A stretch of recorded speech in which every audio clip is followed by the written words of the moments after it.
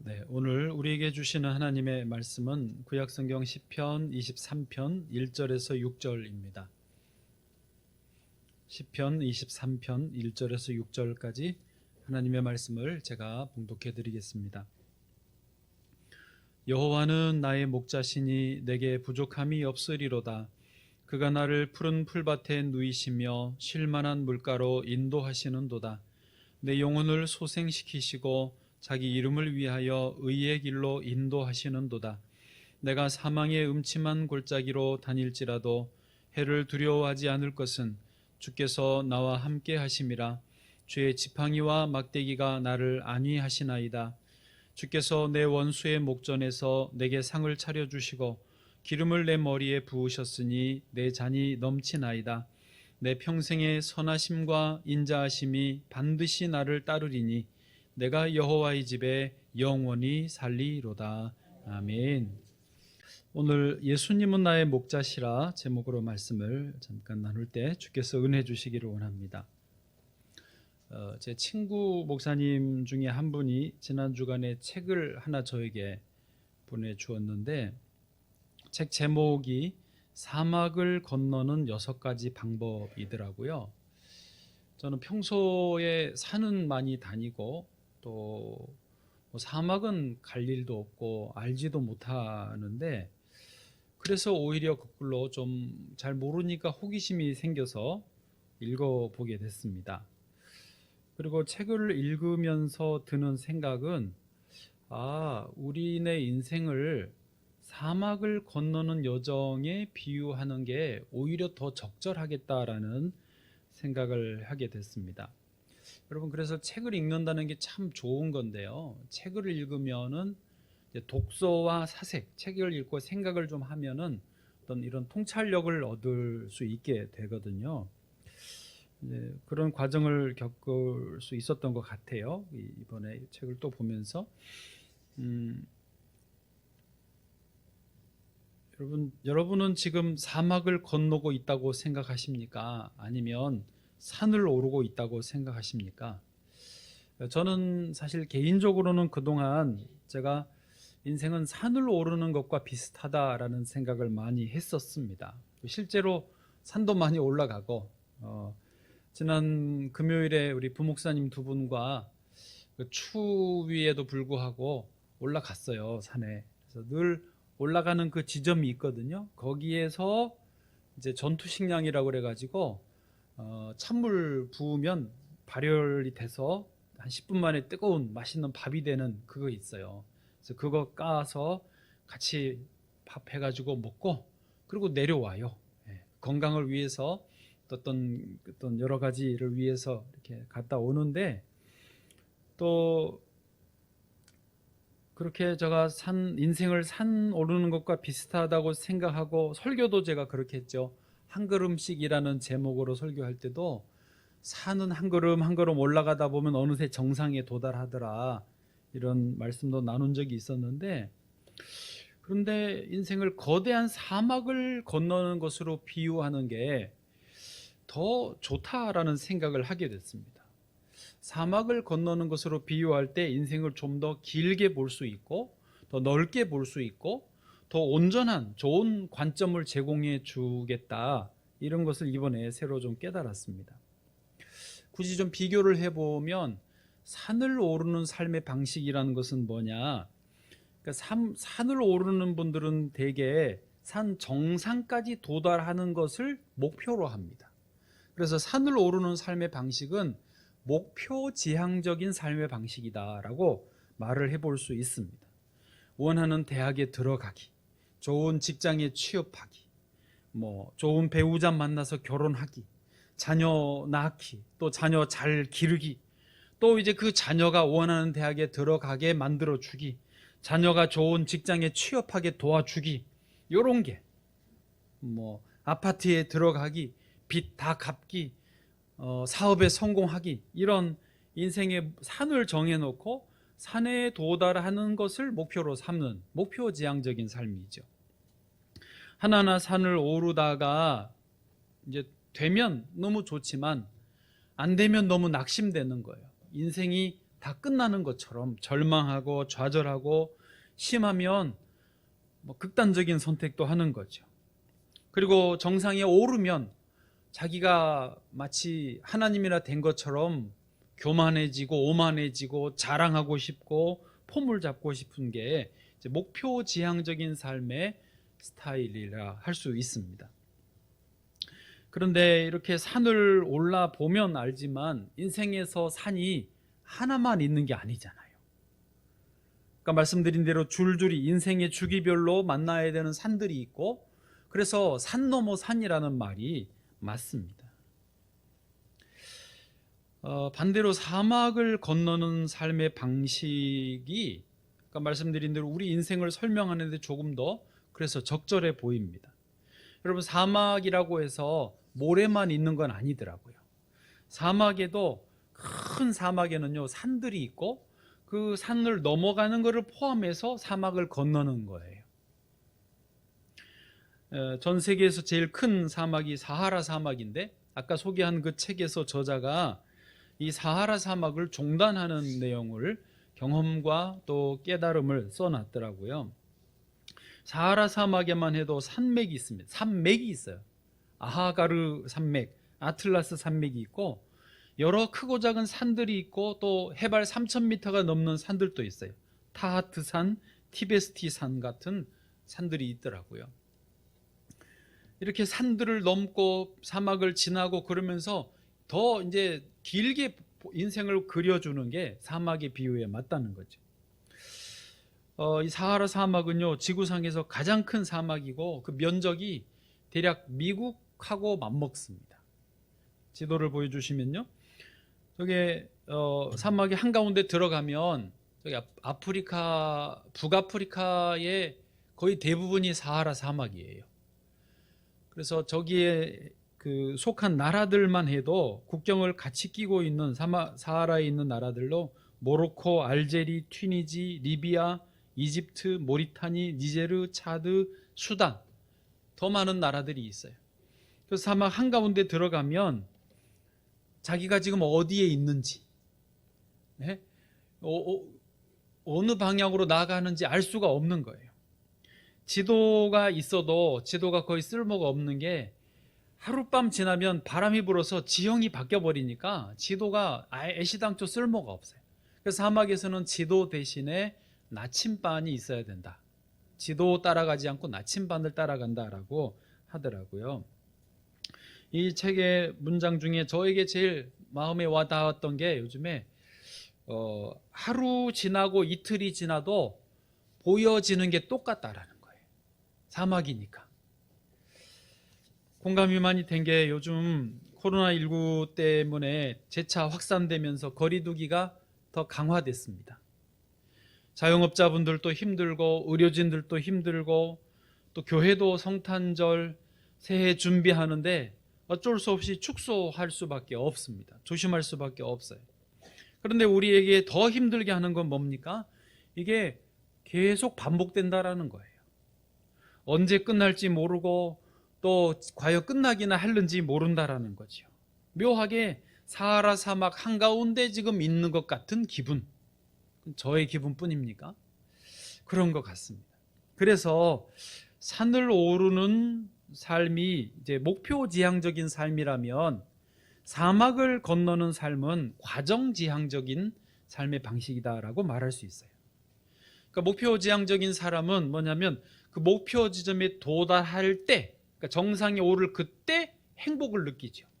그때 기쁘다, 환희를 느끼고 내가 잘했다, 그 순간을 느끼는 거예요. 그거를 위해서 올라가는 내내는 그 시간을 희생하고 많은 것을 손해보고라도 감수하고서라도 그 순간을 위해 가는 거예요. 그게 목표 지향적인 방식이죠. 그러나 사막을 건너는 과정 지향적인 방식은 조금 다르죠. 그 과정 자체를 즐거워하는 거예요. 그 과정 자체에 만족하고 거기서 행복을 누리는 삶의 방식인 거죠. 사실 성경 전체에서 하나님께서 우리 사람들에게 제시하시고 그렇게 살기를 원하시는 삶의 방식은 목표 지향적보다는 과정지향적인 삶의 방식이 더 가깝습니다. 날마다 하나님과 동행하라. 그런 거 아닙니까? 가지가 포도나무에 붙어 있듯이 날마다 주님과 함께 거하라. 연합되어 있어라. 그러면 가지는 저절로 열매를 맺는다. 그거 아닙니까?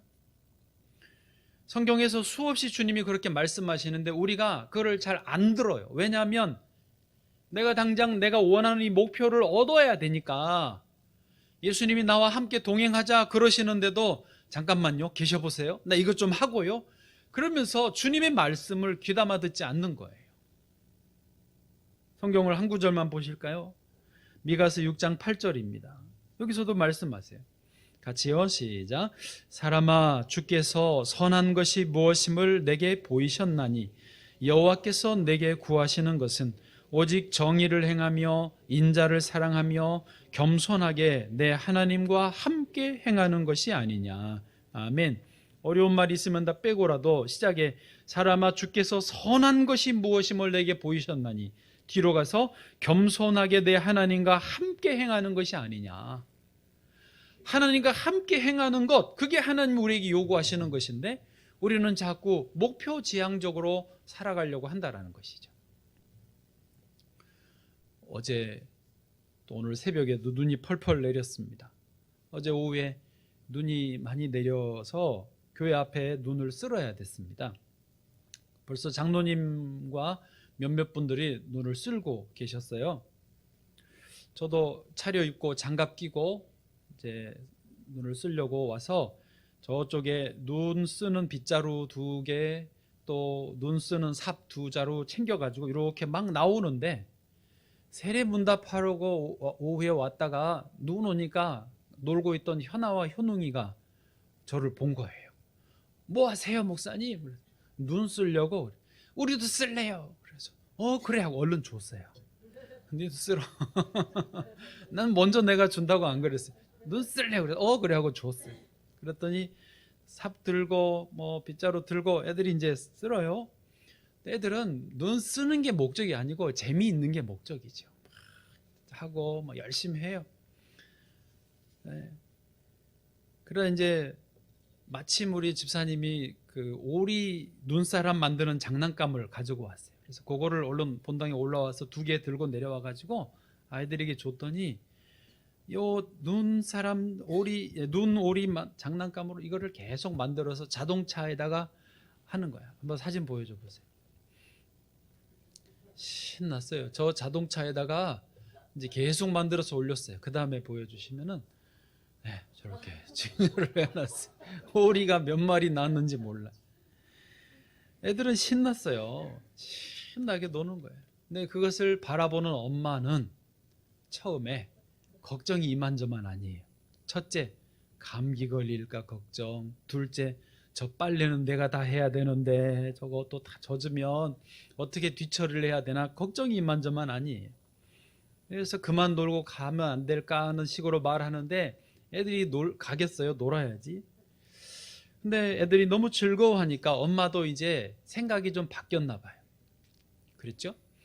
뭐라고 그랬냐면 제가 들렸어요. 눈이 이렇게 많이 오고 쌓이면 사실은 동네 애들이 다 나와서 여기서 놀아야 되는 거 아니에요? 네, 맞죠? 옛날에는 다 그랬죠. 눈 내리면 다 나와서 눈싸움하고 눈사람 만들고 그렇게 그 자체를 즐거워했는데 지금은 미끄러질라, 나가면 옷 버린다, 뭐 감기 걸린다, 다친다 그러면서 어쨌든 뭐 안 나와요. 못 나와요. 맞지요? 여러분, 예수님이 그러셨습니다. 천국은 어린아이들의 것이라고. 너희가 어린아이들과 같이 되지 아니하면 천국에 들어갈 수 없다라고 하셨습니다.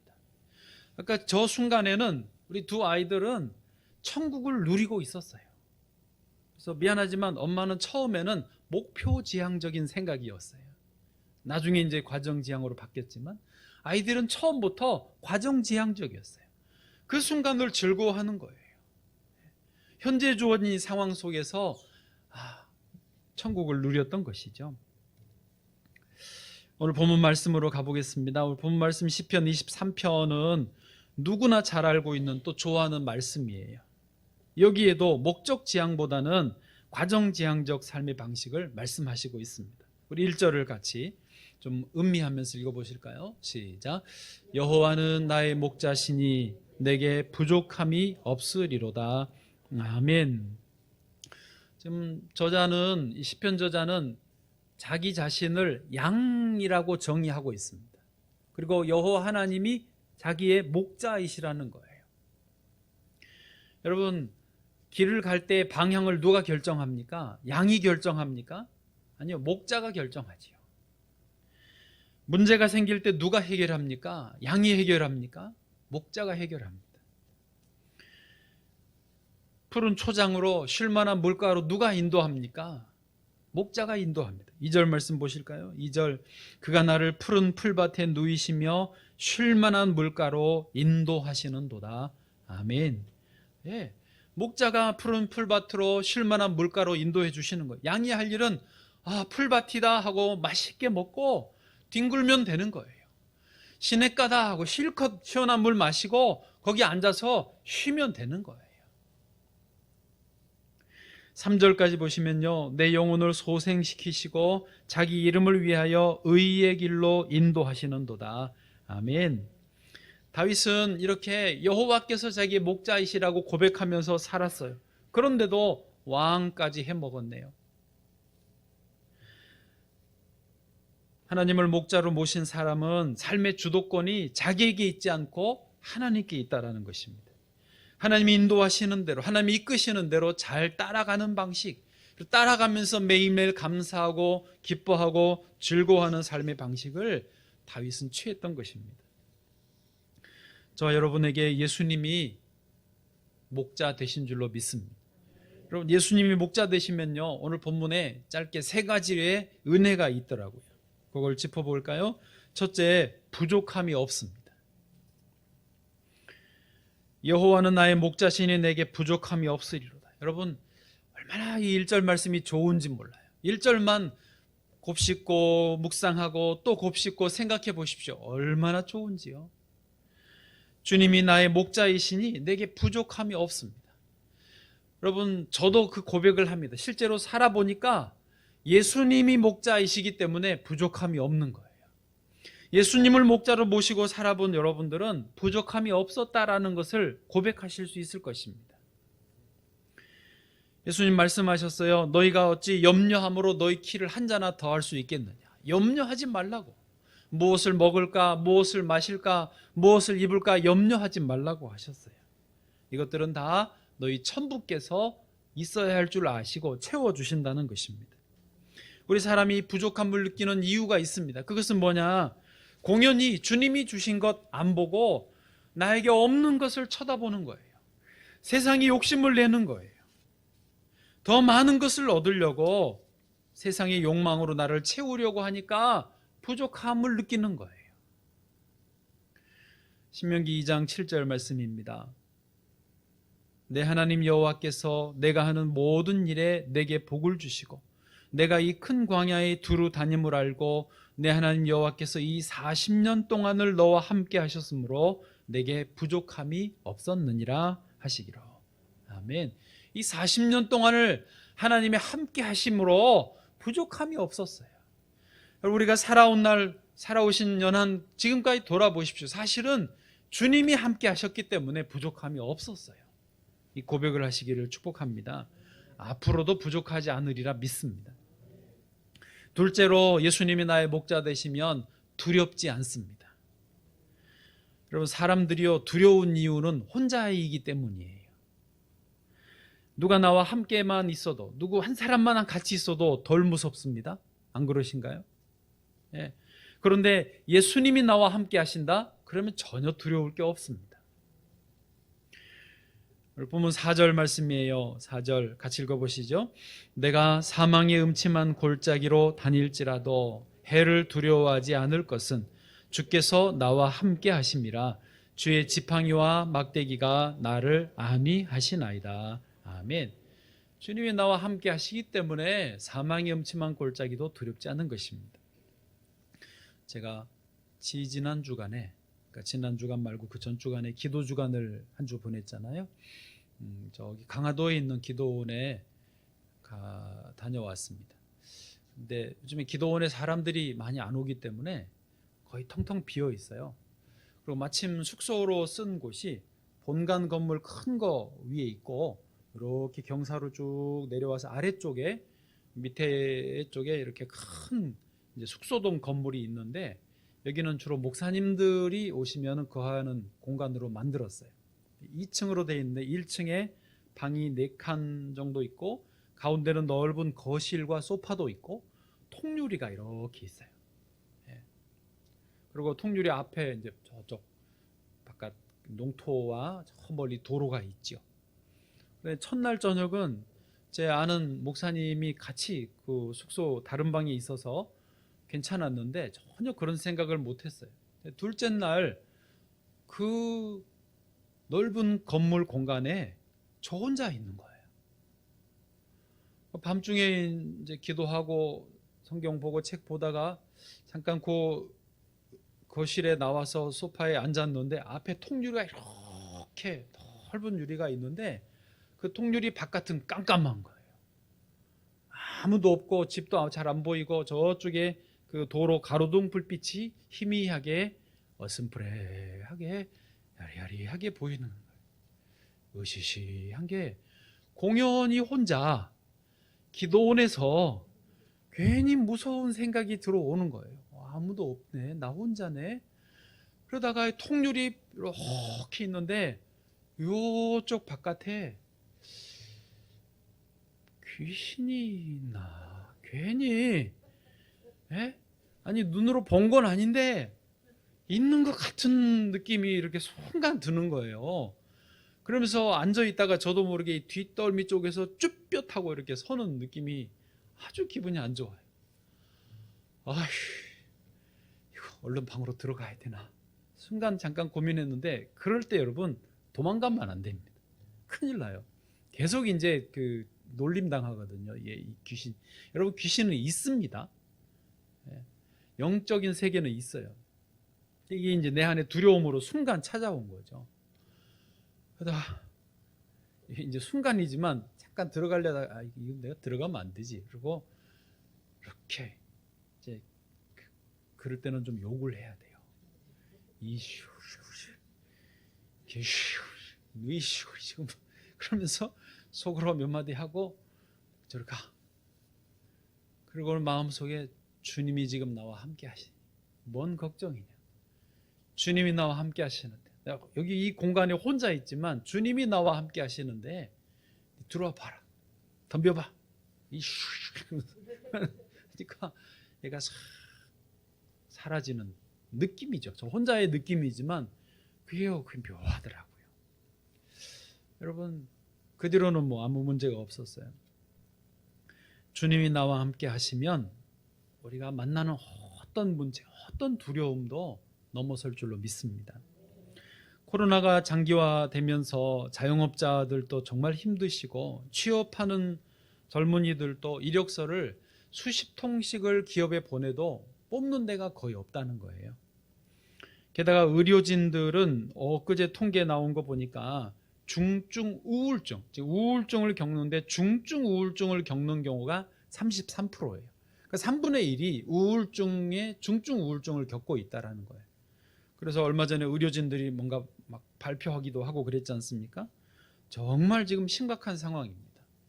그래서 코로나 블루라고도 하는 것입니다. 마치 지금은 사망의 음침한 골짜기를 지나는 시기와 같은 느낌이에요. 의료진도 아닌데 우리도 이렇게 피곤한데 말이죠. 여러분, 이럴 때일수록 주님이 필요합니다. 이럴 때일수록 주님과 함께 있어야 되는 것입니다. 세상에서는 이제 이런 코로나 블루를 이길 수 있는 방법으로 내세운 게 ing예요. ing가 영어로 이제 현재 진행형이라는 뜻이에요. 그래서 워킹, 걸어라, 클라이밍, 산을 올라라, 토킹, 누군가와 이야기를 해라, 뭔가를 하라는 거예요. ing를 하라는 거예요. 그런데 우리는요, 그 ing가 항상 있어요. 언제나 주님이 나와 함께 하신다. 주님이 나의 목자이심을 언제나 고백하면서 주님과 함께하는 ing를 하면 두렵지 않습니다. 언제나 넉넉하게 이기는 줄로 믿습니다. 세 번째로 예수님이 나의 목자이시면 도와주시는 거예요. 어떤 일도 내가 하고자 하는 일을 주님이 도와주시는 거예요. 여러분, 우리 평생에 나를 도와주실 분은 주님밖에 없습니다. 여기 진짜 아멘 하셔야 돼요. 사람 의지하고 다른 어떤 내 세울 만한 것 자랑하고 의지하셨다가 낭패를 봅니다. 오직 믿고 의지하고 나를 도와주실 분은 주님밖에 없습니다. 오늘 본문 5절 말씀입니다. 같이 읽어보세요. 시작. 주께서 내 원수의 목전에서 내게 상을 차려주시고 기름을 내 머리에 부으셨으니 내 잔이 넘치나이다. 아멘.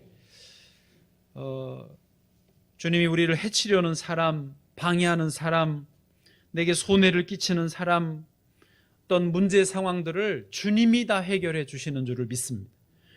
여러분, 부모가 자녀를 도와주듯이 하나님 아버지는 자녀된 우리를 반드시 도와주십니다. 여러분, 이 말씀을 꼭 이해하셔야 됩니다. 아버지 하나님이, 주님이 우리를 도와주고 계세요. 더 도와주기를 원하세요. 그러면 그 주님께 의지하셔야 됩니다. 주님의 도움을 받으려고 하고 내가 스스로 뭔가를 억지로 하려고 하지 않아야 된다라는 것이죠. 다윗은 철저하게 하나님을 자기의 목자로 모셨습니다. 목자의 인도를 따르는 삶을 살았지 않습니까? 그래서 사울 왕이 다윗을 죽이려고 창을 3번 던졌습니다.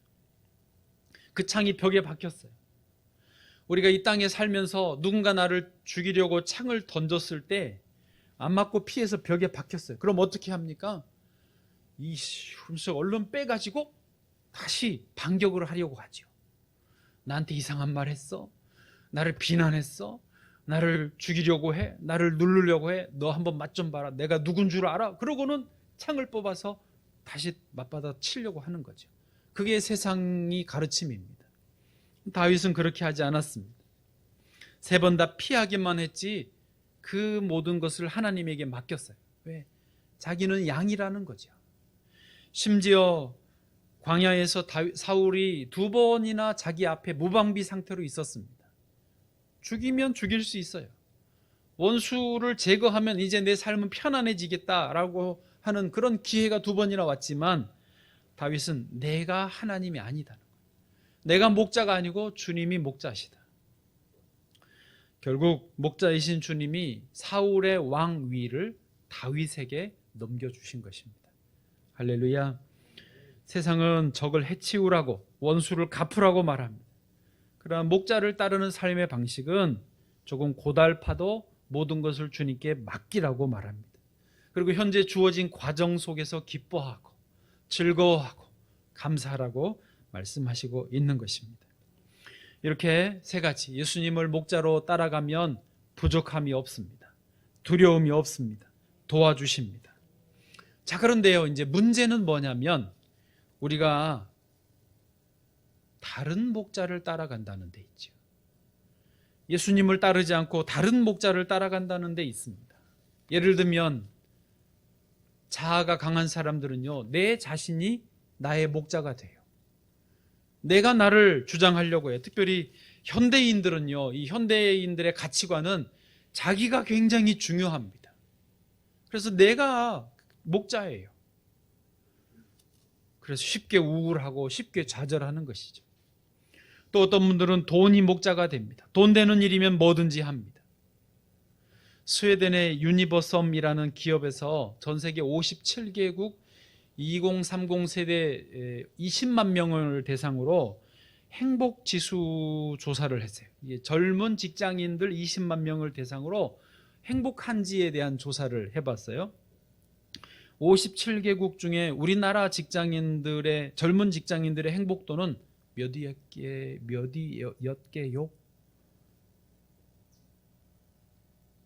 49위였어요. 57개국 중에 49위였어요.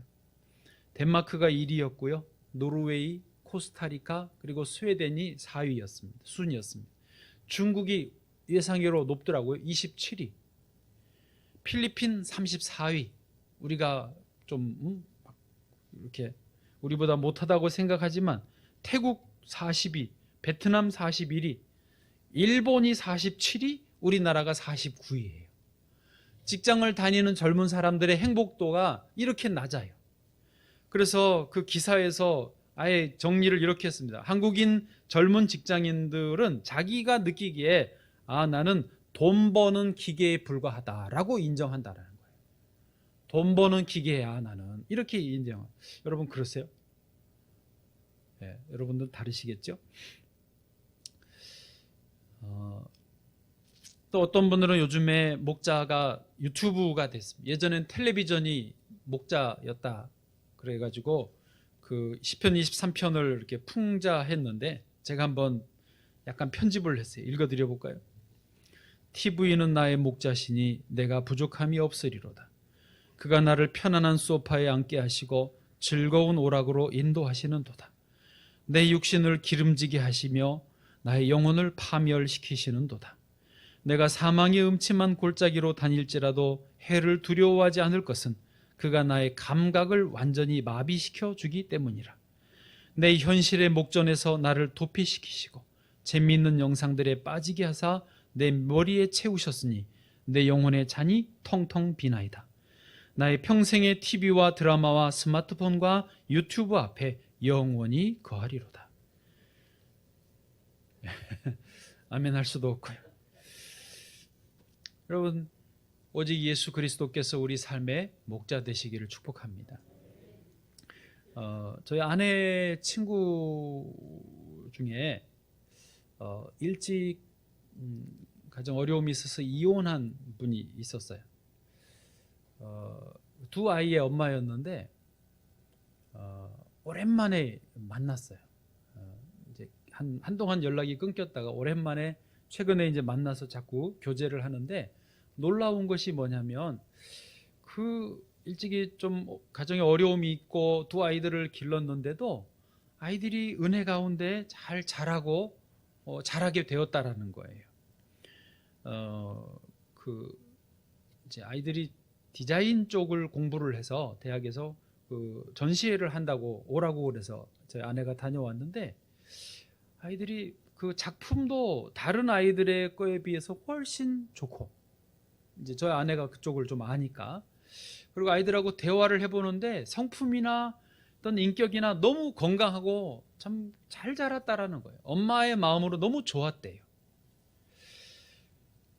그런데 놀라운 것은 뭐냐면 그 엄마가 이제 직장맘이니까 아이들에게 지금까지 따뜻한 밥 한 끼를 한번 해준 적이 없어요. 물론 이제 할머니 할아버지가 봐주셔서 어릴 때 뭐 밥을 해주셨지만은 할머니 할아버지 벌써 돌아가셨거든요. 그래서 이제 엄마가 기르고 있는데 한 번도 밥을 따뜻하게 해서 먹여준 적이 없대요. 그래서 그 아이의 소원이 뭐냐면 엄마가 해준 따뜻한 밥 한 끼 먹는 게 소원일 정도로 그렇게 엄마가 힘들었어요. 직장맘이고 막 그 바쁘게 이제 힘들게 살았어요. 그런데도 아이들이 놀랍게 잘 자란 거예요. 그래서 저도 고민을 해봤어요. 이게 도대체 비결이 뭔가 보니까 아내 말이 이 엄마가 신앙이 그렇게 좋아요. 결혼하기 전에도 교회를 열심히 다녔고 고아원에 가서 봉사를 할 정도로 잘했고, 또 결혼하고 그 어려움이 있고 난 이후에도 계속 교회를 떠나지 않은 거예요. 늘 믿음 안에 있고 지금도 자기 교회 목사님, 자기 교회 봉사하는 거, 성도들 챙기는 거 큰 교회는 아니지만 그렇게 열심히 한대요. 그래서 믿음 안에서 쭉 왔더니 하나님이 은혜로 두 자녀들을 그렇게 잘 길러주셨다라는 것이죠. 여러분, 사람들은, 엄마들은, 특히 이제 아빠들, 엄마들 다 그렇죠. 아이에게 좋은 밥을 먹여야지, 좋은 옷을 입혀야지, 아주 비싼 공부를 시켜줘야지, 그래야 아이에게 제일 잘해주는 걸로 생각하지만 뭐 해주면 좋지요. 그러나 꼭 그렇지는 않다라는 거죠. 정말 인생의 방향, 사막을 갈 때 나침반이 있어서 올바른 방향으로 가야 결국은 도달하듯이, 길을 잃지 않듯이 우리에게 목자이신 예수님이 계셔서 삶에 어떤 어려움이 있어도, 코로나나 어떤 다른 복잡한 일이 있어도 예수님을 따라가면 결국은 감사하고 복되고 또 참된 행복의 자리에 이르게 되는 줄로 믿습니다. 여러분, 어떻게 해야 예수님이 나의 목자가 되실까요? 방법은 간단합니다. 말기찬이라고요. 말씀과 기도와 찬양이에요. 날마다 말씀을 읽고 날마다 말씀 가운데 거하는 거예요. 그래서 90일 성경 통독하고 우리가 지금 한 50일 성경 통독을 하는데요. 90일 성경 통독은 90일 만에 빨리 읽어 해치우는 거, 그게 목표지향적인 방식이었고 250일 정도로 늘려서 매일매일 말씀 가운데 읽는 것은 과정지향적인 방식이라고 할 수 있습니다. 매일 말씀을 읽는 거예요. 어쨌든. 그리고 기도하는 거예요. 매일 기도 가운데 사는 거예요. 또 매일 찬양하는 거예요. 찬양과 감사는 같은 말인데요. 찬양을 하십시오. 저는 요즘에 찬양, 감사에 빠져 있습니다. 얼마나 좋은지요. 지금 이 순간 하나님께 예배드림에 너무 감사하면 이 예배가 하나님의 그 거대한 경륜 속에 연결이 되는 거예요. 지금 이 시간 감사하십니까? 하나님과 함께 하시는 줄을 믿습니다. 그래서 매 순간 감사, 밥 먹을 때도 감사하고 물을 마실 때도 축복하고 사랑합니다, 축복합니다. 물이 혀 안쪽에 휘감으면서 얼마나 고소한지 몰라요. 여러분 이거 아세요? 그냥 먹어봐야 짜증내고 먹어. 아이 짜증나. 에이 밋밋해. 진짜요. 제가 거짓말을 여러분 해보시라고요. 감사하고 찬양하면 육각수로 변한다니까요. 제가 이렇게 맨날 해도 안 받아들이시더라고. 진짜예요. 감사하십시오. 말기찬. 그게 날마다 주님이 나의 목자 되시는 제일 좋은 비결입니다. 여러분 주님께서 함께 하시고 말기찬이 우리의 일상을 지키는 비결이 됩니다. 말기찬이 우리의 삶을 오늘도 행복하게 천국을 누리게 하시는 비결이 된 줄로